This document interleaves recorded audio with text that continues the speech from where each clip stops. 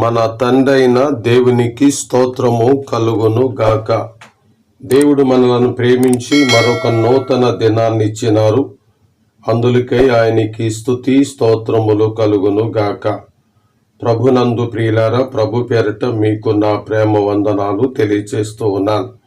దేవుడు మిమ్మలను, మీ కుటుంబములను తన ఉన్నతమైన కృపలో నిండైన తన యొక్క ఆశీర్వాదాలతో నింపి దీవించును గాక. ఆమెన్. ఈరోజు దేవుని యొక్క వాక్యం 116వ కీర్తన 5-6 వచనాలు.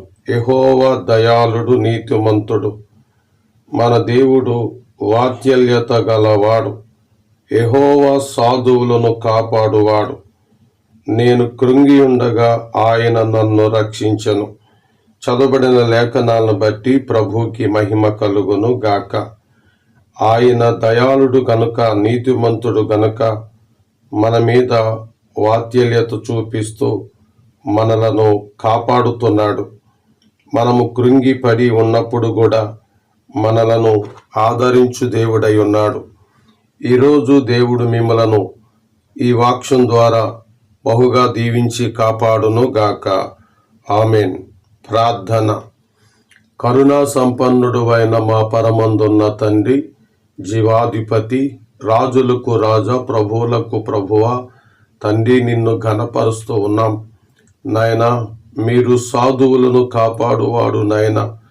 కృంగి ఉన్న మనస్సును లేవనెత్తి ఆదరించు దేవుడవు. అందులకు నిన్ను స్తుతిస్తున్నాం. నీ కుమారుడని యేసు ప్రభువునందు మమ్మలను సమకూర్చి మా పాప అపరాధముల నుండి విడుదల చేసినందులకై నిన్ను మహిమపరుస్తున్నాం. ఈ దినము మా పనులు భారం మీ చేతులకి అప్పజెప్పుకుంటున్నాం. మీ కుమారుడని యేసుక్రీస్తులో నడిపించండి, ఆదరించండి.